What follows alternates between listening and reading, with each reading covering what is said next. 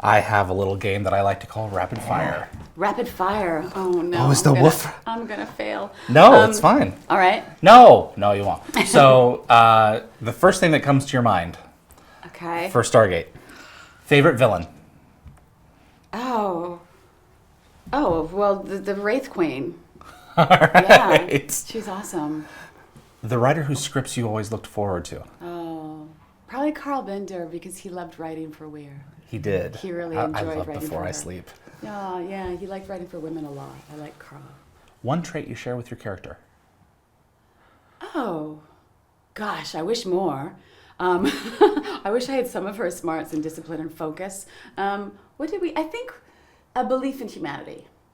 That's good. Yeah, that's probably where we're aligned. Yeah, it makes sense. Funniest Stargate cast member? Oh. Well, that's hard. That's kind of hard. I mean, the go-to be Hewlett, but Momoa is pretty funny. Oh, yeah? He showed up and just rocked everything. But yeah, so Hewlett, Momoa. The plot twist you never saw coming? Oh my gosh, the plot twist I never saw coming. I can't say me being killed off because every actor expects to be killed off at the end of every season. We're like, okay, who's going this year? What was the plot twist I never saw coming? That my dog was in the show. Yeah, okay. And Dr. Weir had Sedgwick. That was solid. Cast member or guest star you most looked forward to working with? Either because they were coming back or because you were like, oh, I can't believe we got this person. Oh, I was really excited to work with David Ogden Stiers. Did I say his name right? Stiers. Yes, you did. Stiers. I was good. IE's wrong. Yeah, I grew up in MASH. And Exactly. I was a little bit... Charles Emerson Winchester III. Yeah, that was cool. But I've got to say, I mean, I look forward to... I mean, because my character was so separate from the rest. Like, they would always go off on... Off-world. Yeah, and I'll be there by myself, all lonesome. So I kind of look forward to working with anybody. I would be like, yay, I'm on the team this week. If you could have played any of those characters in all of canon that you know, who else would you have wanted to play?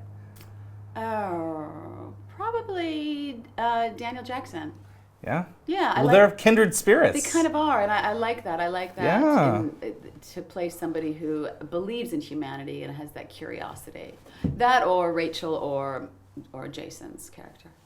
Because to fight a bit would be fun too. Absolutely, with the sticks or the guns. Yeah. What episode to recommend to a new viewer? To a new viewer, well, it would depend on the viewer. I think. Oh gosh, that's an interesting question. Most people just go with the pilot. I mean, because it's first. Isn't it? Okay. Yeah. The pilot. I would suggest the pilot. Just off the top of my head. Any episode you wish would disappear? Oh, what a question to ask an actor. Because we always look at everything with us, Critical. with such a critical eye. You're getting beaten up by a dog down there. It's a pupper. A little puppy. Which one do I wish would disappear? I don't think I'd wish any of them to disappear, actually. I mean, there's ones I like more than others. Okay. But, Have you rewatched the show? Yes. That's good. Yes. I mean, I don't have a television myself. I don't have, so Okay. I don't even have a CD thing in my. I guess I could stream it. Yes. Stream it. Oh. Oh, the dog is gonna destroy the entire backdrop. You'd be good. Which cast member was the best kisser? I think I only kissed one of them. Well, you did kiss Flanagan. Yeah. And you kissed Mike Brenton's, the actor. From Sunday, too. So. Oh, yeah. Well, I'm going to have to go with Flanagan just because, it took so long for us to try a kiss. It did take a couple seasons. It took a few seasons, and it wasn't really them. So it wasn't No, really it Flanagan. wasn't. It was actually, Yeah. Yeah. Any favorite costume that you wore? Well, I loved it when they went black finally because I wore a stupid red shirt for about 3 years. I still to this day, I was going to say can't wear red, but I guess, wow, that's weird. I wore red. That's subliminal. So I loved it when they turned everything black and sexy, and then I was pissed off that's when I got written out. Now you're all black and sexy. Most grueling day of work? The most probably the episode, actually I know this one really well, the episode of the the storm. In the rain. Yeah. Oh my God. We the were storm in in the eye. Yeah, and they shot that whole storm section with David Hewlett and I. The last Robert day. Davi. Yeah, and we shot that big storm one the last day before hiatus, and we know why they did it, because we all got so sick. Oh, wow. Yeah, we just had, they had huge wind turbines and just fire hoses. So even if the water's warm, it still hits you. Oh, no, and it wasn't warm. It was so it was kind of no acting required, that episode. We were freezing. We were just soaking wet and absolutely freezing. My lips were blue. They're like, can you do that line without chattering? I'm like, no, I can't.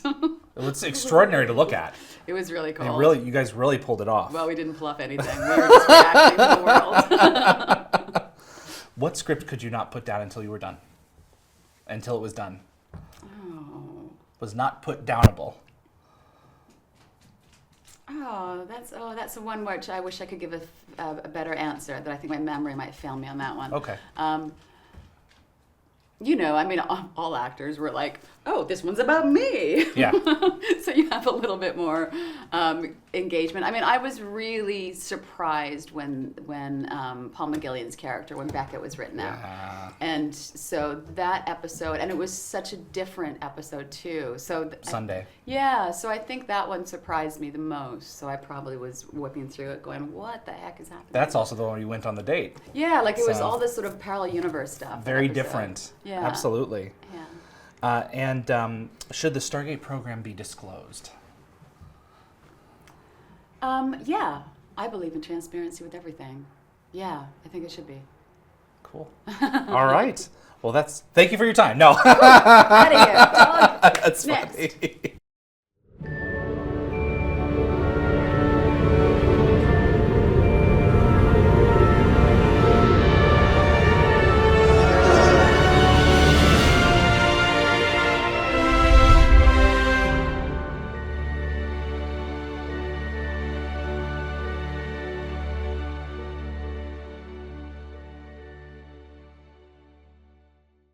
One of the things that I have been really looking forward to about this series is going back and reconnecting with a lot of the people that I knew when the show was still in production. And one of the other things is getting to know people better that I didn't really get to know well the first time around. Torri Higginson and her dog, if you can hear that, and Ziggy. Thank you for being here. My pleasure. This is so exciting to have you. How have you been? I've been very well, thank you. And it's my pleasure to be here. It's nice to revisit something. We have such a fragmented life as actors that you whatever job you're working on is your entire universe while you're there. And then you leave it, and 2 years later, you've had two different universes. And I know, so you go in and out. Yeah, so it's lovely to have a nice little, reminder. Yeah, absolutely. Now, you were on a CBC television series for a couple of years up there, dealing with a woman who was terminal. Yeah. Cancer. Yeah, it was called This Life. We shot it in Montreal, and the first episode you find out this single mom has got, terminal cancer, and she's got 3 kids, and she's got to try to prepare them to live without her. And I was really proud to be part of that show. Kind of the same reason that I like the sci-fi genre, things that really embrace the idea of our morality and our humanity and our mortality too, and to have those questions. And this actively was questioning that, which is wonderful. In both shows, you're getting an opportunity to potentially make a difference in people's lives, you know? Well, that's very grandiose, but hopefully. I think storytellers, any sort of art or any sort of storytelling, that's what we want to do. We want to connect with people somehow and either offer. I heard this thing years ago where somebody said art should do one of 3 things. It should inspire questions to people that have none. It should offer answers to people that are struggling with questions, or it should offer comfort to the drunk that stumbles in by accident. I thought that's perfect. That is great. Yeah, it's lovely, right? And I like questions, not answers. I think answers stop. So anything that inspires questions, I think, is lovely. And so if art connects with people and if any of the shows I worked on make people, question their world or their humanity, that's a lovely thought to be a part of that conversation. Can you believe that it's been 15 years since Rising? No, it's only been 5. Come on. Come on. Yeah, show just wrapped. I'm not 40 yet. What? Yeah, it's amazing how fast time is. It's amazing. Sorry, my dog's. Oh, Oh, Is you he stay okay right there then. he's precariously curled up. That's so sweet. Good work. Oh, it's a blanket. Don't eat it. Okay, let's ignore him. Yeah, 15 years is a long time, and it's gone in a nanosecond. Tell me about Torri Higginson, the actress then, and Torri Higginson, the actress now. Well, now I'm broker. Okay. Sorry. I'm full reveal, transparent. Yeah, what's different? I mean, I think there's something. I actually turned 50 this year, which is something you're not supposed to say in the acting world, but I'm very proud of. No, good for making you. it. Yeah. You know, and so I think as a person, I mean, something very profound happens when you turn 50. For me, was just this idea of relaxing into yourself a bit more, going, this is who I am, and Yeah. I no longer have to hide my foibles. I accept them. I'll still Yeah. work on trying to get stronger and smarter and Right. more honest with myself, but I'm not ashamed, or I'm not trying to pretend or trying to cover up. And I think that's such a freedom. Like, you can sort of become more authentic the older you get. You're not living in response to other people's expectations in the same way. And that's the freedom as an actor then. So to walk into any character now, I leave more of myself behind, and I can enter into their humanity with much more ease and directness, Okay. I find. Does that No, make that's sense? yeah. So it sounds like you find it easier to slip into another personality's shoes of whatever character you're playing the older that you get. I find it easier to be less judgmental of whatever character Okay. I'm playing, and to leave Torri behind easier in terms of my concern of how people perceive me. Did I do a good job? Am I right for this part? Is this what they want? Am I giving them what they want? And now I'm in a place going, I'm not going to give everybody what they want. That's okay. I've just got to be, what do I think this person is? And just dive in and find out, and don't know. That's got to be exciting. It's kind of exciting. So, was Yeah. there a specific point where you realized this, I or think did I it just woke come up. upon you? I woke up and I was 50. And I went, holy shit, how did that happen? And holy shit, what do I do now? And what have I done with my life? And what am I going to do with it? And all that stuff. And I sort of spiraled, not in a negative way. Was there any advice from Amanda Tapping right out of the gate? Oh, Amanda was wonderful right out of the gate. She was wonderful, because it was a very intimidating show to walk into. For many reasons. I mean, one, you know, I was aware of the weight of Stargate and of the fandom of Stargate. And Had you auditioned for it before? no, I hadn't. Okay. Yeah, I hadn't auditioned for it, but I you know, I was very aware of their world. And so to come up knowing that you're doing a show which is a spin-off from a show which is so established, and the fans are so established, there's that nervousness of, they're gonna hate us. And Yeah. and also just getting a new show. Like, you start on any new show, it's like the first day of school. You don't know you don't know your teachers, you don't know your fellow classmates, you don't know, is anybody going to like me? Did I make the right choice? And so you have all these insecurities. And then on top of that, I was moving cities. So I drove up with my dog from LA to Vancouver. I'd never lived in Vancouver. I don't know anybody here. Didn't know any of the other actors. So everything was new, and it was very nerve-wracking. And we shot the pilot of Atlantis the same time I shot an episode of SG-1. New Order 1 and 2. Yeah. You were shooting it simultaneously. At the same time, yeah. Wow, you're going back and So forth. I was going back and forth. So that was a really funny, wonderful experience, because our set, everybody was new and nervous and trying really hard to be okay and polite. And then I go over to SG-1 where everyone Been was around for years. they're farting, they're like drinking, they're like, it was so relaxed and funny, and they just knew each other so well, and there was such a wonderful ribald sort of energy. And at the time I thought, I want to be on this show. I'd rather be on Sure. SG-1. They're just so much more relaxed and fun. We were trying so Nothing hard. to prove over there. Yeah, right? So, but you yourself had something to prove kind of right out of the gate, I would think. You're taking on a character that has already been started off by another actress. Yeah. How often does that happen? Well, in soap operas, a lot. Okay, yes. But yeah, and I actually didn't take that on. And You did not? No, Brad was wonderful, because I did say to him at one point, before I did the drive up, I said, I feel I should watch her episodes and get a sense of, you know, what this actress did, and do you want to tell me what you want and what you don't want in response to what she did? Because there's a reason she's no longer here, and Yeah, I didn't know for if it whatever was, that is, Yeah, I yeah. didn't know if it was personal or creative or what the thing was, and I didn't want to know. I said, you know, I had respect for the actor. It's not my business, but I want to know if there's, what you want. And Brad was great. And he said, and I was also, though, I was concerned, because I thought if I watch it, I might start second guessing my own instincts, because I might go, well, they cast her first. So what was it about her that they wanted, and what was it about her they didn't want? So I went to Brad with these concerns, and he was lovely. He said, we cast you based on what you brought into that room, that audition room. So trust your instincts and go with that. And you can watch it to get a backstory if you want, but And you chose to watch it, was what I heard. Yeah, So. I did chose. And I know that actress. I mean, I've got great respect for her. She's lovely. We have the same agent for a while.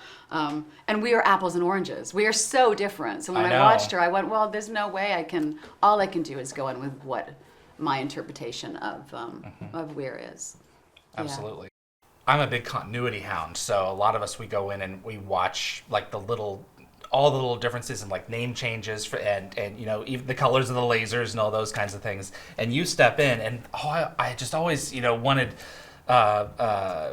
Daniel to say, because that's your first scene with him in New Order. It's like, what'd you do with your hair? He's like, oh, I just returned it to the normal dark. The blonde is not normally the thing. Yeah. Just this little kind of like acknowledgement of a transformation. Yeah, I said same. I agree with you. I said the same thing. I remember saying to Brad, "Can they just say like, is that a different shirt or just something? Something. Make a joke, but one thing being different." Yeah.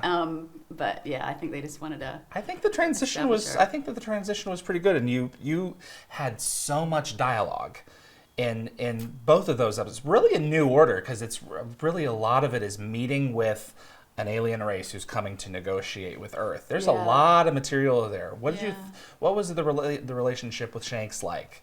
Establishing this character. Oh, he was delightful. Everybody was so kind. I've got to say, I mean, I was amazed when I first got up there and started. It was my third series I'd worked on, but I never walked into something that felt so warm and inviting. Everybody was delightfully supportive. So Shanks was lovely, very funny, and and all of them were. We were saying earlier, you asked about Amanda, and then we went on a segue. I just want to say she actually made a point to come up to me numerous times that first few months of saying, if you ever need anything, you call me directly. You come and whatever you need, you get in touch with me. She was so, and I sort of didn't take advantage of it at the time, probably because I was intimidated a little bit. I was nervous, and she was, and I was also really busy, so I didn't take advantage of it. It was the type of thing that a few years later I thought, I really should have, because there is a lot of politics and a lot of weight that happens with series, and all of a sudden you find yourself embroiled in it, and I think it would have been very helpful for me if I had found the time to take her up on that. But so Daniel, like Amanda, were just delightfully welcoming. Because there's a kinship between Daniel and Weir in that she is Torri, Elizabeth is the Daniel of Atlantis. Yeah. But there is a kinship between Elizabeth and Daniel.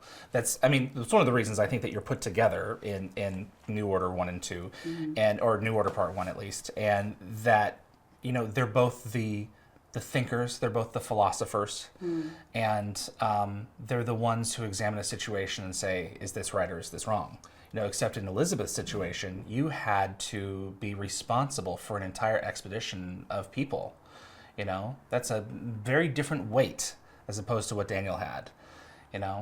Yeah, that ethical question, right? She was in charge of the lever and the train question, right? And she almost had like to have that ethical. And almost right away, we'll get into this a little bit with the Wraith. And capturing a POW and experimenting on him. Yeah. She's one of the first to say, I didn't think we'd be doing this fast. Yeah. We're moving way too quickly in this situation. That was a hard episode for me to shoot, I remember, because I remember fighting for thinking, I don't think she would do this. Like, we really remember Brad and I had a tete-a-tete, and he said, and I think it was wonderful that they did it, because it was brave. What do you do when you do work outside of your comfort zone? And we all have moments of great contradiction in our life, and you go, I absolutely believe this, but for whatever reason, given the situation that this is, crazy as this is, I'm going to change my ethical code. And yeah, absolutely. Tell me about Joe Flanagan. I don't know a lot about Joe Flanagan. Is he nebulous? He's I mean, I haven't seen him. It's just crazy. We haven't crossed paths in any of the conventions. It's a shame. I love Joe. He's like, he reminds me of my new dog, actually. He's sort of a puppy. He's got this puppy thing about him. He really does. I mean, he sort of feels very, I know he's a wonderful father, and so obviously very responsible and but he had this, he had this wonderful little playfulness about him, and a lightness thing, and he just wants to surf and listen to great music, and he really enjoys this senses of life, which I love in somebody. He was a good guy. He was a nice man. I enjoyed working with him. What about Rachel? Rachel's a doll. She's just all heart. She's just all heart. And she and I were always both dog lovers. Both huge dog lovers, yeah. And we were both always hoping that we could have had more scenes together. And I always thought it'd be lovely to have a relationship where she's teaching Weir how to fight, how to be physically strong. And I thought, what would Weir would teach her? Couldn't quite figure out, because she already had this wonderful, expansive sort of Buddhist intelligence about her. Yeah. And she was used to negotiating and things like that. But I think they probably had a very deep relationship. We always decided they did. We didn't get to see it much, but we think they did. They really needed each other in that very military, masculine world, really. No, absolutely. David Hewlett. Oh, he's fabulous. He's lovely. And it was almost like his job to keep everybody laughing. I think that's what he felt. It's my job to make sure everybody's having a good time. And he would amaze us, because he was able to do that, keep us all laughing, and then they'd call cut, and he would manage to get out 3 pages of technical jargon, and we're like, what? And just go through it. That always blew me away. The amount of dialogue that one would have to ingest the night before. Amazing. And then spit out the next day. How do you do that as a performer? I've never been able to figure that out. It's funny what happens with our brains. I mean, I can't remember who I had lunch with yesterday. Like, my brain is gone, partly because I turned 50. I'm going to tell everybody that now. She's my 50. brain, it just went. But I can remember, I have an audition tomorrow, and you've got 20 pages, and you've got tonight to memorize them, and you just do it. You just absorb it. You just do it. You just have to. Isn't that bizarre? And I did a one-woman play 3 years ago, and it was 75 minutes of just me talking on stage with nobody else, so nobody to spark what is the next line. Oh, it was so terrifying, but remarkable. And I got through it, and we ran it, and I remember I never forgot a line on stage. I couldn't tell you one of those lines now. Yeah, the whole thing is gone. Yeah. Which Isn't I just that go something? like our brain. I mean, it's got to be in there somewhere, but the synapse that's going to get me there Right. is like, It's oh. detached right now, or floating away. It's having a joint somewhere in the Wow. corner going, I don't know. I've done my job. Don't come to me again. Season 1 with Rainbow Sun Franks. Oh, Rainbow Sun. He is his name. Yes, he is. That is most certainly true. Yeah, he is so his name. He's such a spirit, such a lovely, huge heart, life-affirming spirit. I have so much time for that young man. And he's not a young man anymore. No. Amazing. 15 years. I know. But I love when I don't do that many conventions anymore, but the odd one I do, and if his name's on it, I'm like, oh, yay. Oh. Absolutely, yeah. You look at that guest list, it's like, oh, we're going to have fun. Yeah. Oh, we're going to have fun. I may want to stay away from them. Oh, that's a good time. Right? We've gotten to spend a lot of time with Paul McGillian, one of my most favorite people. Yeah, He's lovely. so cool. Yeah, very funny. He's a very funny man, too. Yes, he very is. Funny. Yeah, he might be, I don't know, I might have to go back and change that. Oh, the earlier with the Yeah. we asked her earlier who were the most the funny person on Stargate Atlantis. So Yeah, Paul's pretty fabulous. but then Jason Momoa came in season 2. Yeah, Funny guy. he cracked us all up. Complete heart. Any Baywatch analogies or anything like that you would fall back on? No. Oh, no. I didn't hear them, at least. Oh, okay. I didn't hear them, no. I'm trying to think if there's anyone else principally that I missed. I mean, I know we had like David Nichol, Yeah. Radek. You and he had a lot of on-screen time together. Not a ton, but yeah. A little bit, but he's such a sweet man too. I love him as an actor, and I get very happy when I get to see him at conventions too. Absolutely. So when you took on the role, my understanding was that you developed a little bit of her backstory in the process of taking on that character. Who was Elizabeth Weir to you? I mean, we knew that she, had been involved with the United Nations. She brokered some treaties. Who was this woman to you? I mean, what I was so excited about playing her was that she seemed to be this woman who was kind of even a pacifist. Like, she spent her time on Earth doing her best to make people talk to each other and put down the guns and to really have this. She was a diplomat, she wanted, she wanted evolution with sharing of resources, no building of walls. She was not a wall builder. Yeah, she was a wall breaker. She would not have been happy with today's politics. So it was, I found that very interesting that she came from this place where she was kind of not against military, but she did put her fist up against. She had a lot of tete-a-tetes with the military on Earth saying, we can do that second. That shouldn't be first. That should be second. And then all of a sudden she's in a position to be in charge of military. So I found that conflict such an interesting and intriguing journey to go on. Because it was always a presence, this constant tete-a-tete between, what the needs of the scientists were and the needs of the military were. And the scientists, the concerns often just took a back seat. Yeah. Even at the end of season 1, Colonel, I forget the colonel's name, who comes in, takes over your command, and you have to just step back because the crisis is such that it's it's dire. But was that had to have been difficult for that character, to step aside in certain circumstances and have someone else, take over. No, I think because it happens a couple times. Absolutely. No, I think she was terribly frustrated and questioning what was her level of power and what was the legitimacy of her title. I think she probably had, there's lots of phone calls we never saw of her going, why did you give me this job if you're not giving me the power? Yeah. I think she probably had a lot of those conversations happening with the powers that be. And I think for her, I think her first joy to be there was not even the science. I think she wanted to be there because it was about exploring humanity, and we explore our humanity best when faced with another existence, and how Agreed. do we, so that's what she wanted to do, was let's evolve and expand our knowledge of life, not just she wanted to evolve. That's the Daniel and her thing. She wanted that connection, that spiritual connection. So I think it was a frustrating job for her. You lived with this character for 3.5 years, probably a little bit more. What did Elizabeth Weir teach Torri Higginson about life? I wish I'd learned more from her. Theoretically, I learned a lot, but in practice, I'm no more disciplined. Job. Yeah, I'm no more disciplined. I look at people like her in the real world. People that... How do they do it? To live such a self-sacrificed life, to go, I care so much about science or evolution, or, I'm not going to ever just have a lazy Sunday reading my newspaper with my dog. I live for those days, crosswords and the dog. And she would never do that. She would go, I got a day off. I'm going to go volunteer somewhere. Her day off, she would go and volunteer. I know that about her.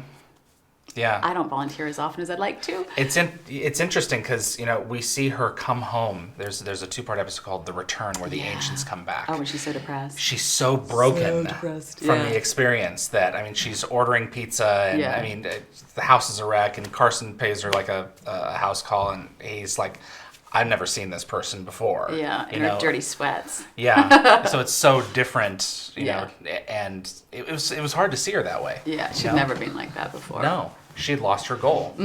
Rising is an incredible 90 minutes. It is heart pumping. It is. Have you ever watched it? Yes. Okay, you watched that one. I did watch that one. That was at probably a premiere. Yeah. I would think. No, I think, when did I...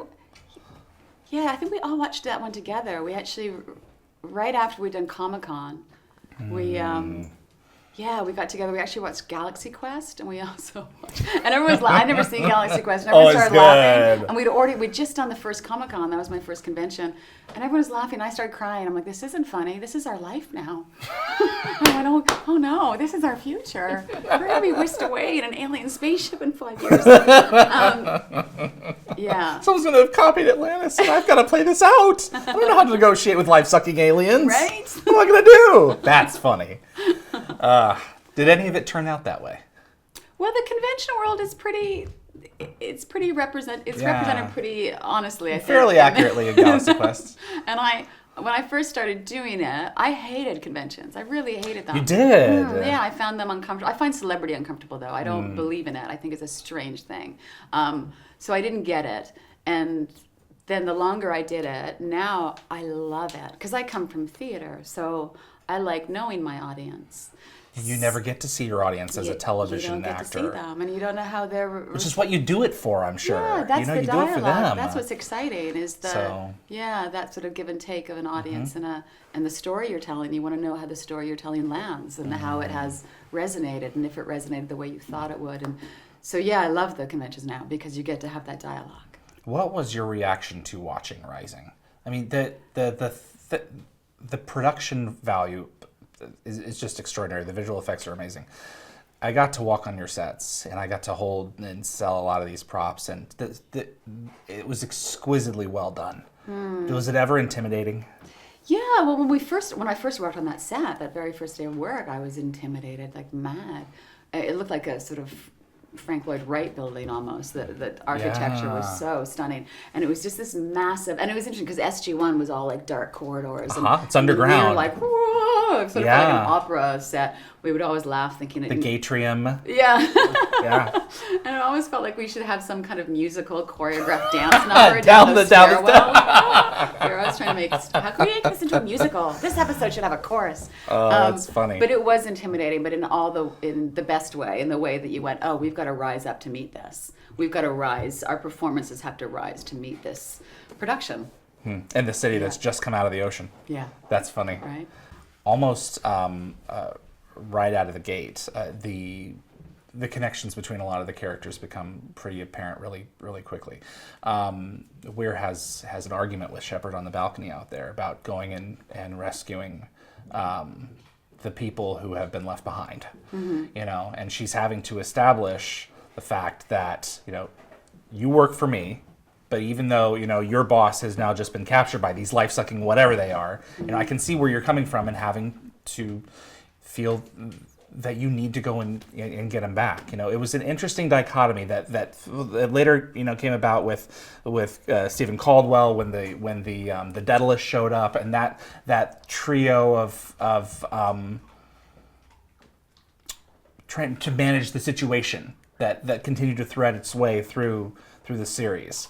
I thought it was just a really interesting dynamic that you guys pulled off. So who has power and when does what situation take precedent? Yeah, who gets to win the arm wrestle each time? Yeah, and that's what I enjoyed, that dynamic between Joe's character and Weir's character. Like my character, I think that was an interesting debate. I mean, that's the question we have a lot in real life, right? I mean, that's what I love about sci-fi too. When I started Stargate, I got to say I wasn't a big sci-fi fan. I just didn't think that I liked it. I didn't feel connected to the genre.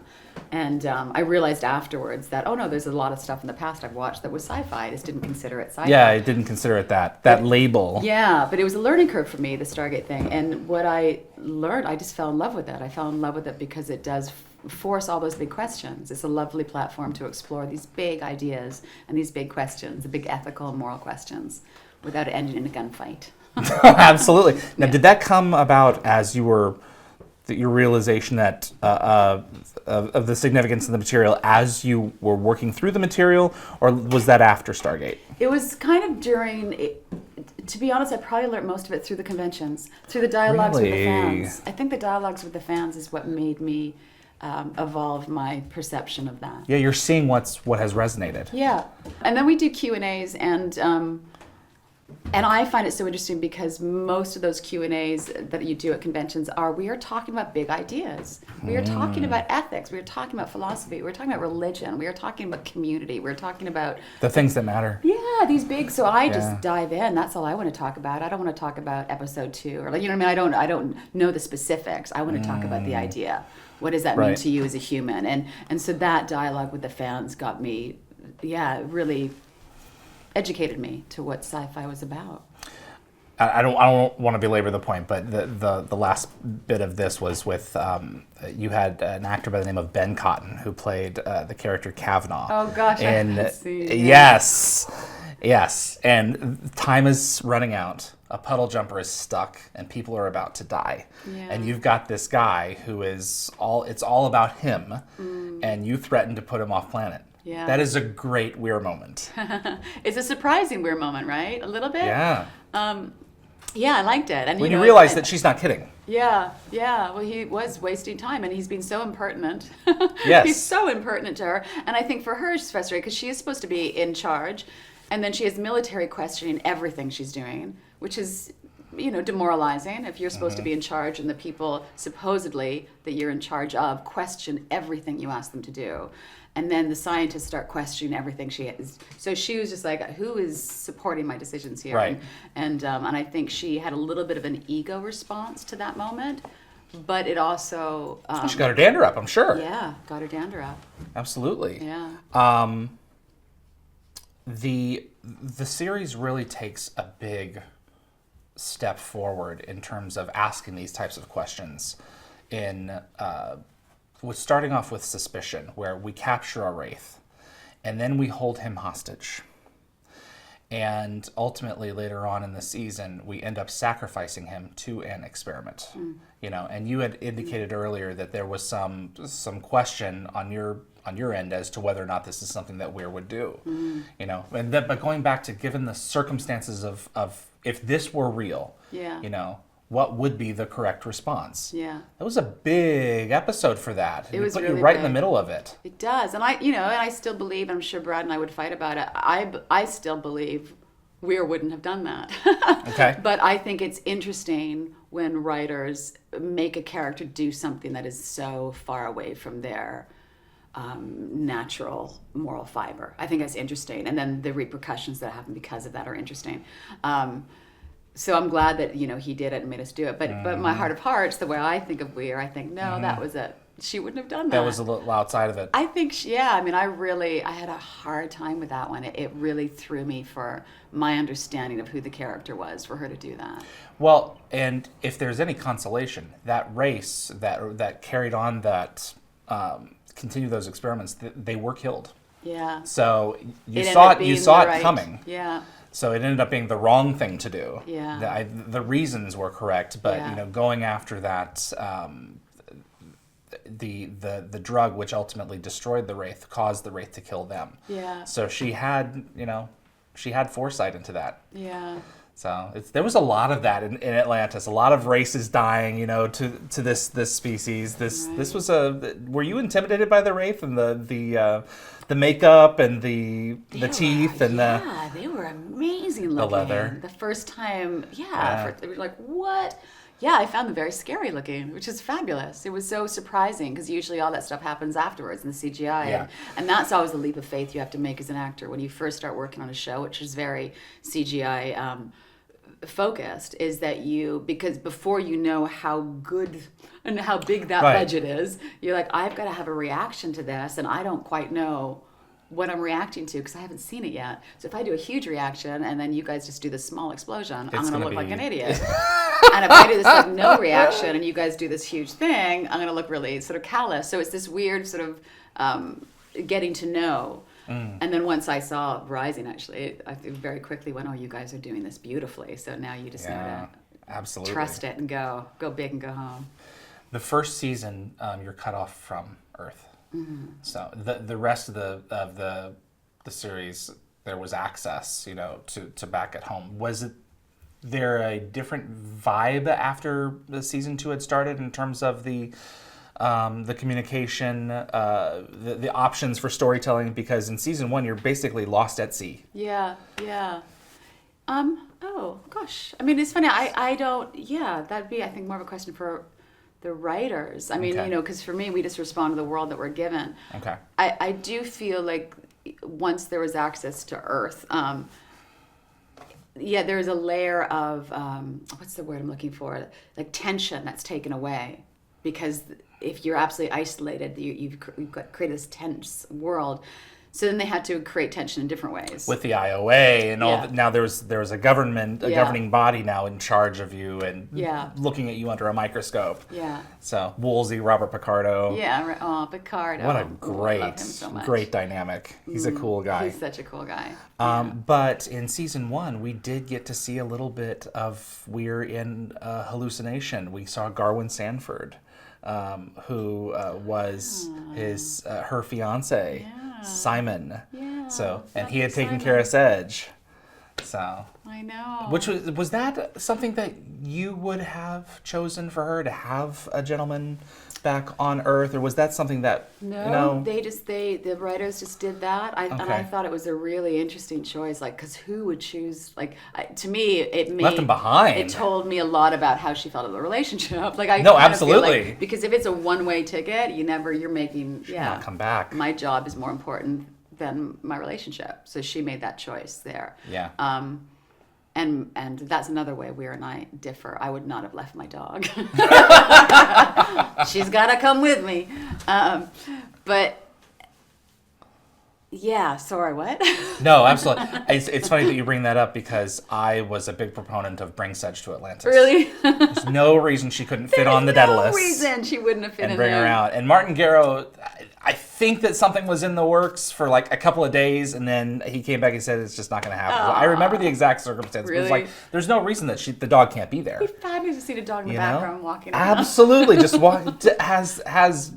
just free roam of the city. Right? You have So. She could have a little Stargate vest on. Go off world. Yeah, I Or was Sedge. always hoping that the action figures we all got, that mine would come with Sedge. Come with a Sedge? Aww. Didn't. What is that like being remembered in plastic for all time? It's Is awesome. that creepy? No, Or it's no, awesome. it's not. It's awesome. Are you kidding me? And like, the moment you find out you're gonna have an action figure, like, it's awesome. Yeah. You kind of go, okay, I can retire now. I'm good. Absolutely. Does I'm she have War and Peace as an She's got accessory? War and Because that's Peace, Shepherds. It should have been Shepherds. Which is completely weird. Makes no sense. Yeah. But she was in the scene where he talked about it. Yeah, exactly. So, she got War and Peace, and she got a A ZPM. Or, yeah, and then she's also in a black outfit, so she also has some, Yeah, there's a couple versions. yeah. That's yeah. so But I don't think cool. she ever has a gun. I think when she's in the Black Ops, she doesn't have a gun in any of her, which I think is cool. Action figure with no gun. That's good. You had some scenes with Don S. Davis. Oh, So can you tell us anything about him? About working with just that such an old amazing school, man. right? Raconteur, delightful, old school human being, and in such a lovely way. And I feel very weirdly lucky. We were actually doing a convention in Reunion Island. So I was there with Cliff Simon and with, oh my gosh, my brain is blanking. Christopher Judge. Yes. Sorry. I was like, Chris. Yeah, they were both Chris's. So we were all together when we got the news that he died. So it was very weird. And we felt so far away. But watching those two, because they had such a tight relationship with Yeah. him, especially Christopher Judge, like they'd worked with them together for 8 years. Must have been just devastating Oh, to they be were there. devastated. It was really sad. But I felt very honored that I had a chance to know him a little bit even, and I had a chance to work with him just a little bit, because he really was a special human. Mm-hmm. Yeah, very gentle and smart and funny. Yeah. Speaking of that kind of intensity, the one of my favorite Weir moments was near the end of season 1, and she's sending letters back to Earth. Oh, to the people that... The families who have passed away. Yeah, And she has like 20 of them to do. yeah. That had to have been hard to play. Or did you just, like, a piece of you just cut yourself off and say, I can't get too deep into this myself. No, I love that stuff. Yeah. I dove into that one. I love that stuff. I think that when our heart is the most vulnerable and most open is when we are the most alive, I think. Yeah. So I think I love that they had her do that. I really love that. That meant a lot to me. And I think it meant a lot to her. It was hard to do, but it meant a lot to her too, because she Something she would have done, I think. Absolutely, she would have done it. So, I mean, I think, we have stories you hear of Obama writing letters too. And, and I remembered the first time I read that about Obama, and I remembered the Weir scene. And it is very heavy and very, but so important. So important. No, I access that sort of, my heart just explodes very quickly with that kind of stuff. So, yeah, that was a moving and enjoyable bit to do. it was a good scene. My favorite Weir episode is a Carl episode with Before I Sleep Oh, yeah. in season 1. Yeah. And it's a tour de force for you because you play a version of yourself that's like 100. and you had a great guest performer. I forget the actor's name right now, who played Janice, who played the ancient. There was a little bit lovely, yeah. of a love interest there. Terrific show. Tell us about transforming into a 100-year-old version of yourself. I imagine there was some early hours there. Yeah, very early and very late days, and I think I was running on 3 hours, 4 hours sleep a night, because what they would do is it took about 4 to 6 hours, I think, to get the makeup on. Todd Masters, who designed the whole prosthetics, and is extraordinary what he does, just extraordinary. So I went to see him before. First he does a face mask of me, took all these photographs of me, and then he ages it. And when I first saw myself with his finished product, I saw my grandmother. Yeah, I'll cry now thinking about it. I almost wept. I was just like, it was remarkable. Like you saw the Higginson Morgan face. It's like he aged up beautifully. So that was pretty astounding. It was pretty heavy walking by and looking at yourself in the mirror and seeing yourself as, I think she was actually supposed to be like 500 years old, but 100 years old. Physically aged. Yeah, she was definitely She was thousands. definitely like 150 or something. Yeah. Yeah, looked old. It was pretty, that was kind of daunting, but also beautiful. Like this weird, that's going to happen. We're all going to die. That's going to, it was crazy. And what they did too, that was funny, because we would do the old Weir first. You did? So I'd get there super early. They'd do the prosthetics. We'd shoot old Weir. Brad, again, they were wonderful, the producers, and they made sure that they got the photo double so that they would shoot over her shoulder. They made sure it was an actress. So that was lovely. So she really knew, and so she came to me and we spoke, and we would rehearse the scene both. She would take both parts, so she would see me how I would do it in both sides. So she would really try to mimic what I was doing when I was responding to her. She was really lovely, and I'm sorry I forgot her name, but she was really... It gave you someone to play off of. Yeah, That's important. It was important. And it made my job much easier then. But what was funny, so we would do the old Weir first, then at lunch we'd take all the makeup off, we'd do young Weir. Then after being so tired and having all this prosthetics and it ripped off your face and I looked so awful. I'm like, I actually don't even need the prosthetics now. We just should have just switched that day thing. But it was funny too, Mike, because my dog was coming to set with me every day, and I thought, I wonder if she'll freak out if she sees me 150 or 800,000 years old. I bet there wasn't a response. Not at all. Yeah. Because Your the smell hadn't changed. And the voice. Yeah. So she wasn't Absolutely. weird at all. That surprised me. You were right. Yeah. Wow. It's cool. But it was an amazing episode. I enjoyed that a lot because I spent a lot of my life, and I have since I was very young, thinking about mortality. I think the more we think and talk about death, the more we appreciate life, the more present we are. Yeah, I think the more that we talk through these issues, the more we rid it of the fear. Yeah. I mean, I suppose inevitable. you can wind yourself up, but it is so absolutely inevitable. And I think if you look, I mean, that is the only inevitable. Like they say, taxes and death. No, you can skip out on taxes, man. Death, you cannot skip out on. That's it. And we are all going to do it. Every single one. Everybody in this room. We are going to die.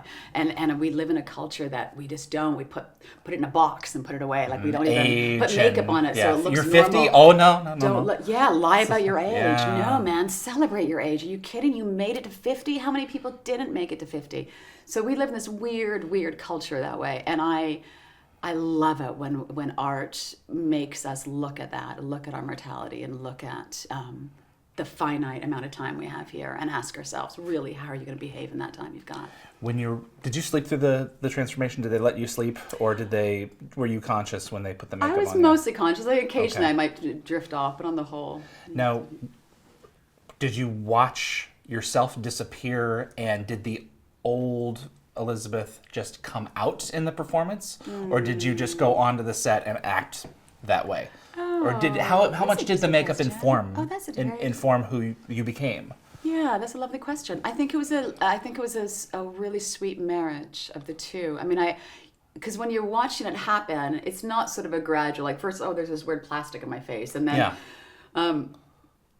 but it adds a weight to you. As you feel, because it's plastic. It literally does. Literally, there's a weight, so you feel heavier, and you can't move your mouth and your eyes quite as much because there's all this plastic. So your senses are a little bit dulled because of that.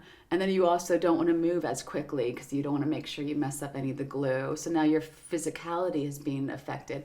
So it's a beautiful, he gives you so many doors in through that. It made it much. And then you come on set and go, okay, now I feel that. I'm there. Absolutely. I did laugh though when I saw and I didn't think about it. I wish I had. When I saw the episode after, maybe I shouldn't say this. You're probably gonna edit this. No, it's fine. When I saw the episode after, they put stunt bras on every woman. If you're a woman on television, they give you bigger tits. Sorry, it doesn't matter. It doesn't matter. That's what happens. I would always say she's a scientist. She doesn't need bigger tits. No, she needs bigger tits. So then you're lying. And this 80-year-old, she had the perkiest breasts. And she's like supposed to be 8,000. Like, I'm sorry. Well, she's been frozen. They haven't had an opportunity to do anything. Thank you. There you go. I thought, I should have told him just take the bra off. That was very funny. That's funny. Oh my God. I got to find a way to keep that. So I felt very old until I'd see my silhouette and go, oh no, I'm good. I'm kind of dancing tonight. I want to go back to, because we talked about it a little bit in the game that we played before, The Storm in the Eye, because you talked about that being the most grueling atmosphere. Mm-hmm. Tell us about that whole process, working with Robert Davi. Another couple of episodes with a lot of dialogue. Mm-hmm. In the pouring down rain. Mm-hmm. Tell us about that. Yeah, I mean, I guess I'm a lazy actor a little bit because I love it when situations are created that no acting is required. Okay. You just, I was told years ago, actors don't act, you just respond, you react. You react to what you're given. But so often, and that's what I used to find frustrating about sci-fi, because you have nothing to react to. It's just a green screen. And then somebody gave me the key, saying, no, it's your imagination. Go back to being a kid. I went, oh, beautiful, thank you. But so you get used to that. So I learned to sort of try to love the green screen and try to find freedom and playfulness with that. It's a blank slate. It's a blank slate, but there's still a leap of faith happening. But when you just have the elements, you are just reacting to what the world is around you, which is what that was with the gallons of fire hose, cold water, and the huge 20-foot wind turbines putting it right throwing in your face. It right in your face. Yeah, you're just responding. You're just reacting. So your brain, you're able to be purely 100% focused in that scene. There's no sort of making sure there's no third eye observing, going, have I covered this? Am I making sure I'm showing I'm tired? Am I making sure, as well as the lines and listening? So that was really fun. It was fun. It was a hard ass episode, 2 of them to shoot, but it was really fun because there was this bonding. Robert Davi's such a character. So He's he was impressive. fun to have around. Yeah. Yeah, bellowing voice. But yeah, he's delight. How many days was that in the water? Oh gosh, see now with time, my memory, I can say, it was 3 weeks. No, it was probably only 2 or 3 days in the end. But you guys all got sick at the end. We were really sick. We both got crazy colds. You and but Hewlett? they gave us huge bottles of whiskey to say thank you. That's great. To cure our colds. So we spent the hiatus making our hot toddies. But no, all right, I'll feel better now. But it was fun, though. It was a fun episode, and I liked it was interesting that everybody being separated and having to support each other in different little circles, and yeah, it was good. I loved in season 2, and we got into it a little bit earlier with who's the best kisser. Wraith Queen. Wraith Queen. Great kisser. The Long Goodbye. You had another personality imposed on your character, and you became this person that Weir just wasn't. This tyrant, this gun-wielding Sarah Connor, who was this person? Did you find that episode freeing? Was it a lot more complicated because of a lot of the stunts that you had to do? I mean, you're jumping over, banisters and everything. It's true. I took down, I think, 6 guards. You did. And I think you did a lot of that. I did. They hired a stunt woman, but in the end, they just used me, which is so great. Bamford, James Bamford, so wonderful. Bamford. So wonderful. And he spent so much time with me, and he worked off of the clock. We met together on the weekend. None of us got paid for it. He did that on his own. Pointed it right. Yeah, he was lovely.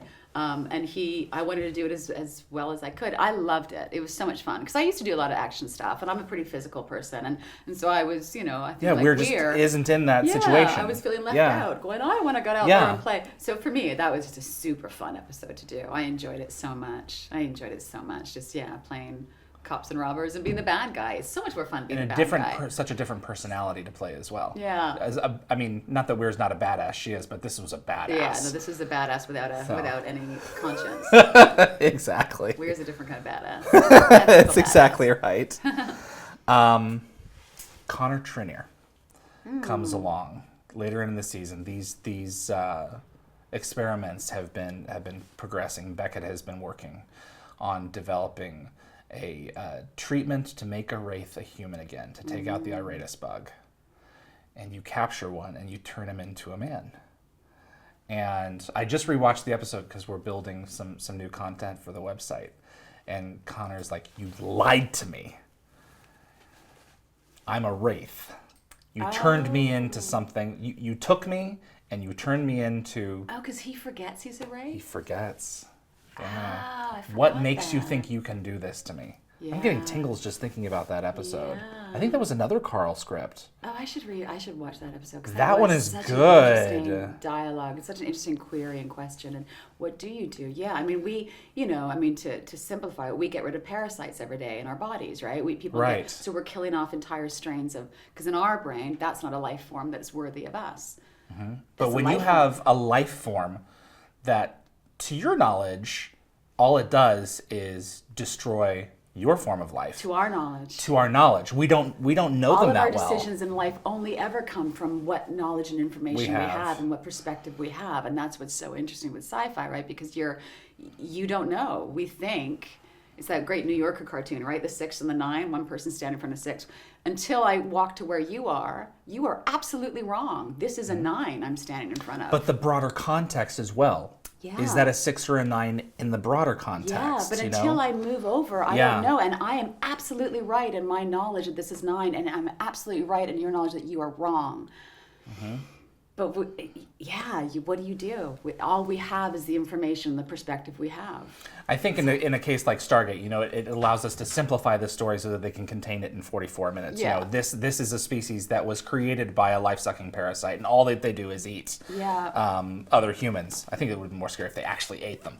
But that's an aside. But it allows us to think about those questions, though. Mm-hmm. I mean, that's one of the reasons that I think Michael stands out is because, is it right to destroy something else because it's doing something to you? And Atlantis did a good job of asking those questions. And they are really hard questions to answer, and I don't know how to. I mean, on a very simple way, I'm going through it with my dog. I've got to get him neutered. Yeah. I've got to get his little ball snipped off. Yeah. So I've got to fuck with nature because it's convenient for the way I live. Yeah. And for me, it's to live in a city. A state. It's also a regulation. It's a state, but the regulation is a lot of it is about convenience. We don't want a bunch of dogs running around, and we don't want. It's about our convenience. It's is more important than what happens with nature. Yeah. So we are adjusting nature to fit our convenience.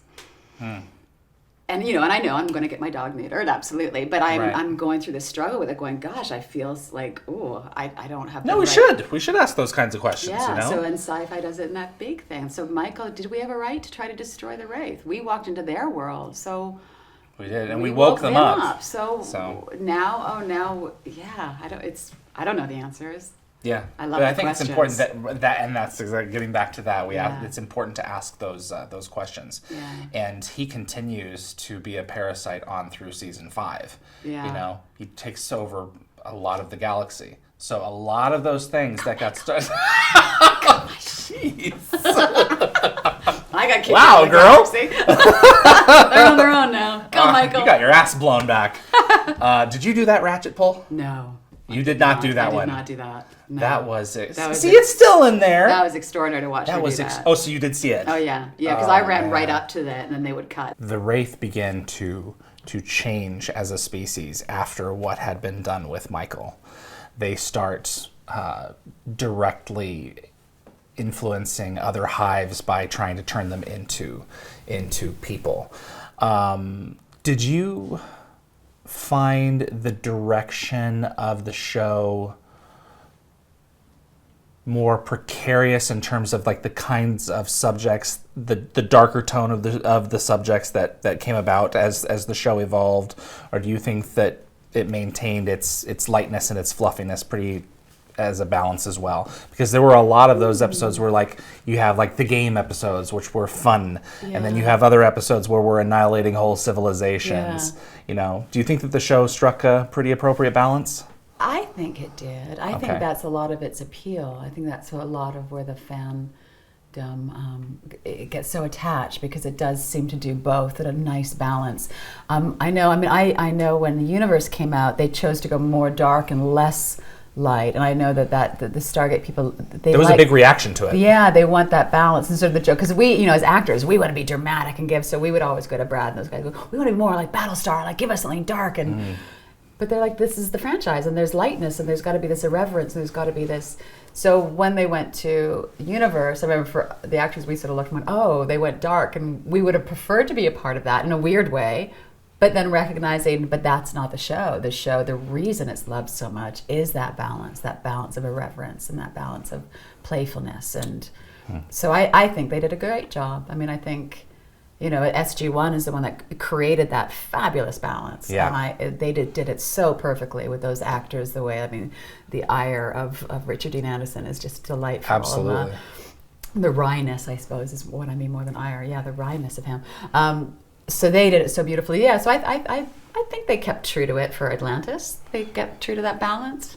So do you, Torri Higginson, in a perfect world, look for something that's going to run the gamut of highs and lows, you know, in terms of something that you're going to be able to really sink your teeth into, or do you prefer something that's one direction one time and then a darker direction another? I mean, what is it that you look for when you go for work? I mean, I don't aside from looking for a paycheck. Yeah. I don't. I mean, if I was in that 1% of the SAG union, I could pick and choose my work, which would be so delightful. Just to pick and choose. I would never want to be famous. That would be an intrusion. But to have creative choice would be delightful. And that is one of the most frustrating things as an actor, I think, is you have to wait for somebody to offer you the opportunity to do what you do. If I play guitar, I could practice at home alone. If I wrote, I could write. If I was an artist, I could paint. As an actor, I have to wait for somebody else to say, here's the script, here's the venue, here's the opportunity, here's the audience. And then engage at that point in time. Yeah. Not just casually go around the house acting. I mean, I could walk around my house and recite Shakespeare, but without an audience, it ceases to be an art. Like you need that dialogue. So, So what would I choose? If I had that choice, if I was able to pick and choose, I think what I would hope for would be as much varied experience as possible. I think I would hope to have. I don't think there's ever anything one-dimensional. I don't think that drama exists entirely without humor, and I don't think you can have humor without some. I mean, I think there's always natural overlays, anyways. But I would want something different every time. I would hope to be challenged with a different. Kind of like your CBC series, you know, dealing with a woman who, you know, has a lot, and on top of that, real world issues. Yeah. You know. Yeah. I may have to leave behind my family. Yeah. So. Yeah. Very different from Weir, but I mean, she was still a mother to that expedition. She was. I mean, I do feel I sort of get typecast a lot with these women who are strong and have big hearts and are very empathetic. I think so. They had those two things very, very similar. My character and this live show was very strong, very independent and nurturing and. Well, someone thinks you're doing it right then. Yeah, I guess so, right? I guess I'm a good actor because I'm cold-hearted at home. I don't care about anybody. Well, except for this pupper right here. Unless you got 4 legs. You got 4 legs, I love you. Less than 4, it's funny. Season 3, we've been going through a lot of the scarier episodes of the show. You had, I'm getting goosebumps just thinking about it, a tour de force in an episode called The Real World, where Weir goes inside of her mind and she thinks that instead of being in the Pegasus galaxy and instead of being a Stargate program, she's in a mental institution. Yeah. Which is, I think, Daniel goes through something similar in season 3 of SG1, so there's an interesting parallel there. But there is there was a lot of meat for you, I think, in that episode, because it's a terrifying situation to be in.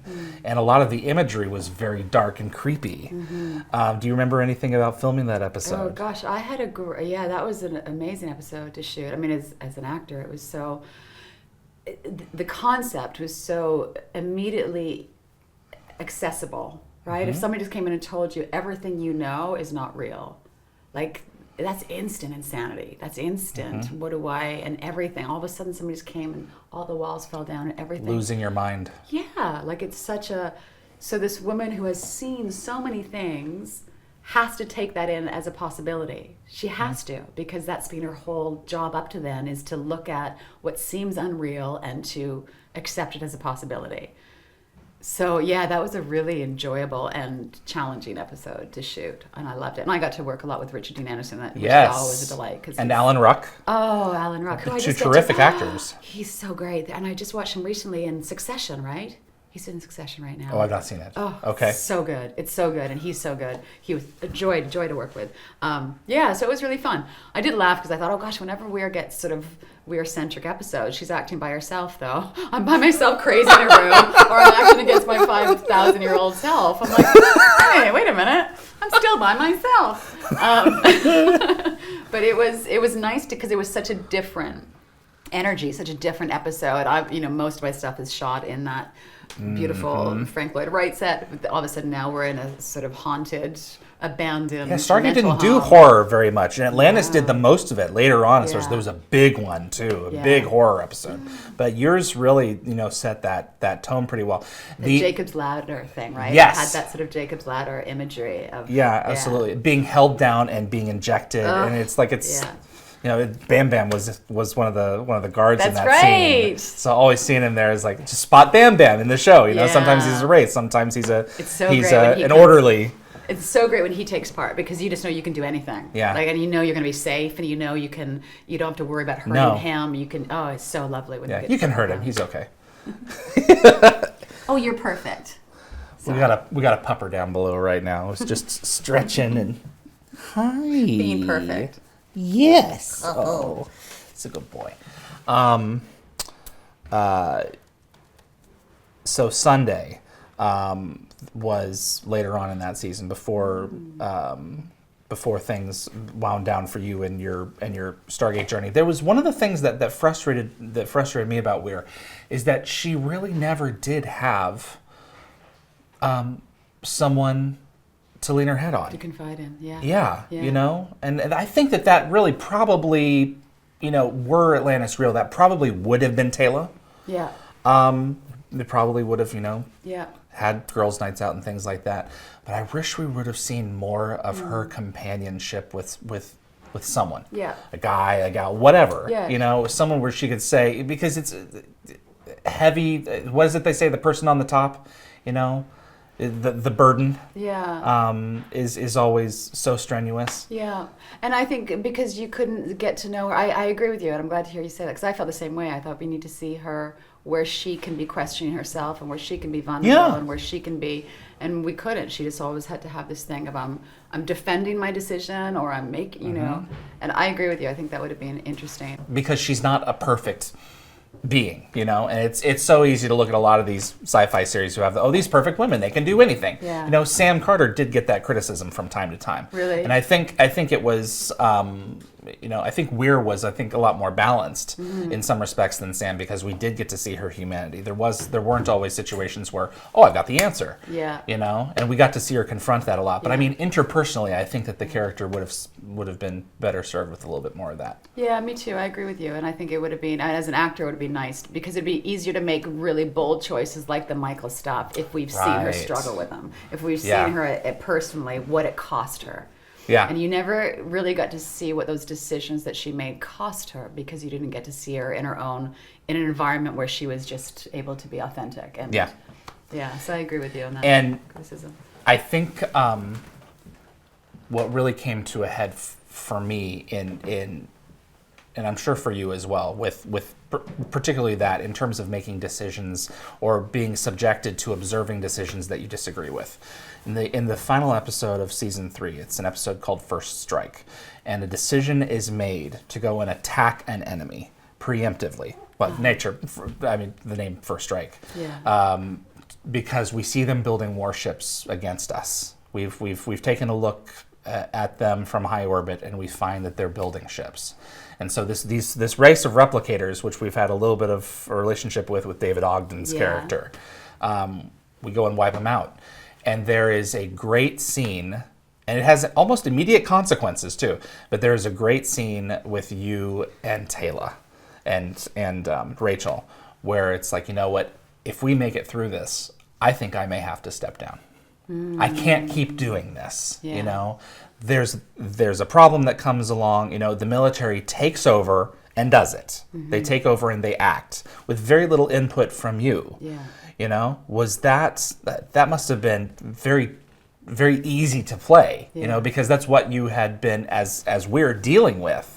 Yeah, exactly. It was. I remember. I'd forgotten about that episode. I remember being relieved to have that scene because I felt I wanted to express that frustration. Yeah. So it was nice to be able to express that she was feeling that am I actually the leader, am I not? And if I'm the leader, then you have to listen. And even if I make a bad choice, you know, but I'm the leader. But she didn't have that. She did not have that autonomy. Yeah. She didn't. The military was, Easter egg for you. That's the same scene that you named Chuck. Oh, really? Yeah, the technician. Aww. Was that an ad lib? Do you recall about that? Because was that in the script or did that just come out? Oh, I don't remember now. I don't remember. Oh, he was so lovely. That He was a good actor. guy. Oh, he was such a lovely, and he was, I can't remember if did we collectively decide he needs to be named now? He's being And there. he was named himself. Or did it just by accident slip out his name? I don't remember, to be honest. Okay, I that's wish fair. I did. At what point along season 3, and I'm going to leave this up to you as to how much you want to share. At what point along season 3 did you determine, or was it not at season 3 at all, did you determine that, or whatever happened, that this was going to be it for you? Was it a point in season 3 when it was like, you know what, I think I'm ready to move on? Or did it come between the breaks between season 3 and 4? Is the scene where Weir gets blown in the face a result of you wanting to move on, or the producers wanting a change? Yeah. Or was that just always written that way? You know, because I personally have never known. Yeah. Well, okay, what happened in my perspective, and Yes. probably everybody has a different perspective as Of well, course. especially with time and memory. In my perspective, I was definitely frustrated in season 3 because I felt that there's this great character who wasn't being utilized. I felt Okay. kind of like a day player more than, you know, actively being a part of moving the show forward, like moving the storyline forward. And I thought, gosh, they're paying this actress, you know, number 2, and I'm working 1 or 2 days of the week. So I sort of felt not utilized, and I felt, I would rather be there less often when I was there, actually be doing something, be more. Yeah, because you came integral. back. Yeah. Yeah. So my perception, I wasn't thrilled with how the information was shared with me. I was brought to my attention. They said, this is what we're going to do at the end of the season, and it's your choice if you want to come back as a reoccurring character or not at all. And I said, well, I'll give it a try as a recurring. And then in season 4, I felt the way, again, she was used. I thought, this isn't really doing it. And to be honest, and, you know, no disrespect, I think, well, Brad and those guys, and I have such a good relationship with Joe now. I've just been working with Dark Matter. And, absolutely. Yes, you did. My feeling at the time was, Joe hates me. Like, they just don't like my character. They don't want to write for her. So, okay. So I sort of left that show feeling that the new guard had just decided they didn't like Weir. So I left feeling a little bit hurt, to be honest. It was been wonderful doing Dark Matter and getting to know Joe and going, oh, no, it was, they had the same frustration that she wasn't being utilized, and what are we doing with her? And it was, a challenging character to write because it is a military show, and to have this leader who's not military. And she doesn't fit a specific type in that environment. Yeah. That's what made her interesting, I think. Yeah, and I think it made it, at that point too, these writers were now writing 2 different series because SG1 was still going, so they're having to double down on scripts. There's already thoughts in their mind probably about universe, so they've got 3 different. So what I think is my perception is they weren't excited about writing for her because she was a very challenging person to write for, and they thought, well, let's just dive into what we know really well, what we're really comfortable with, and it'd be easier to cut her loose. So when it was offered to be recurring, I said for sure. And then the nature of the shows for season 5, they came back and I said, I'll do it if I can read it first. And I kind of felt I wanted them to tie her up because I felt Weir deserved more than just floating around in space. Oh, at the ending where she walks through. Yeah. So you were given Ghost in the Machine in season 5 to review to potentially play her. No, I think in the end they didn't even give it to me, and I said, without that, I won't do it then, because I feel like she's just floating around. You're not tying up her storyline, and I think she's the kind of character that either has to be here with purpose or has to be honored and let go.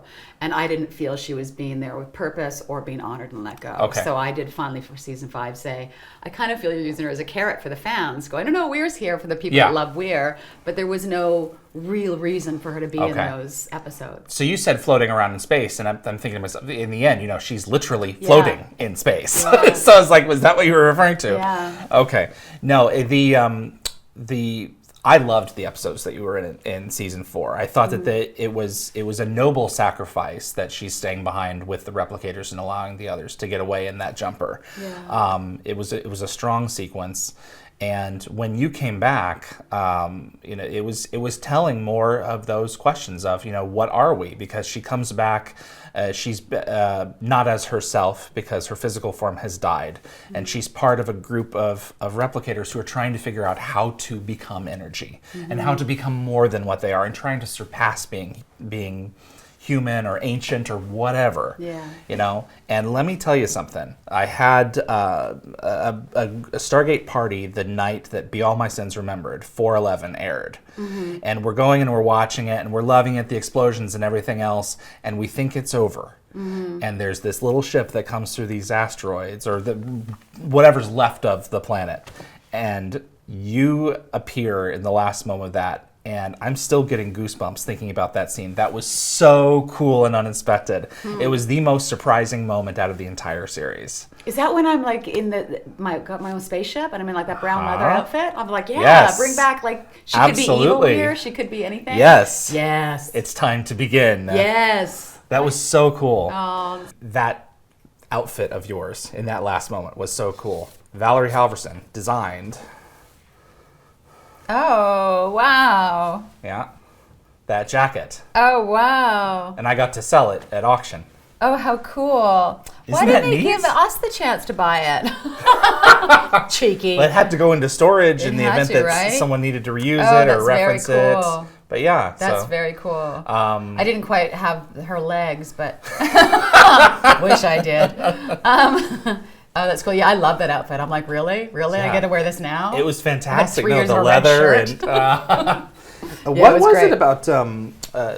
So that was any particular. So that was your favorite outfit?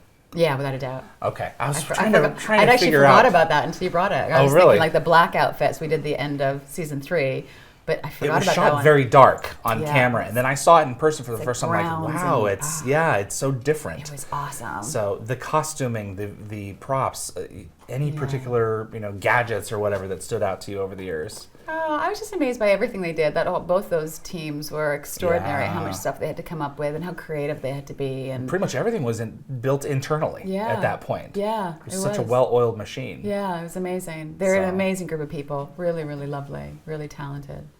Yeah. I appreciate you taking the time to walk down memory lane here with us. This has been extremely exciting for me and something that I've been looking forward to for a really long time.